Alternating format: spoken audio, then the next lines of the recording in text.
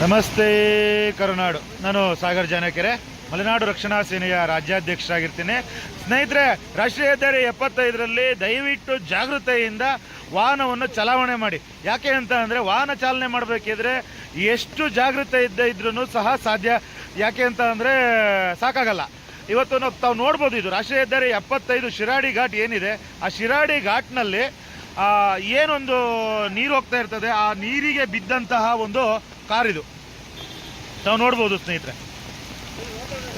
ಏನು ಯಾವುದೇ ಕಾರಣಕ್ಕೂ ದೇವರ ದಯೆಯಿಂದ ಯಾವುದೇ ಥರದ ಒಂದು ಜೀವ ಹಾನಿ ಆಗಿಲ್ಲ ಅಂತೇಳಿ ಆರಕ್ಷಕ ಸಿಬ್ಬಂದಿ ಆದಂಥ ಪ್ರಸನ್ನ ಸರ್ ಅಂಡ್ ಟೀಮ್ ಏನಿದೆ ನಿರಂತರವಾಗಿ ಕೆಲಸ ಮಾಡ್ತಾ ಇದೆ.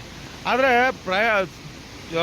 ನಮ್ಮ ವಾಹನ ಚಾಲನೆ ಮಾಡಬೇಕಿದ್ರೆ ಎಷ್ಟು ಜಾಗೃತೆಯಿಂದ ಚಾಲನೆ ಮಾಡಿದ್ರು ಸಹ ಸಾಕಾಗಲ್ಲ ಅನ್ನೋದಕ್ಕೆ ಇದೇ ಉದಾಹರಣೆ.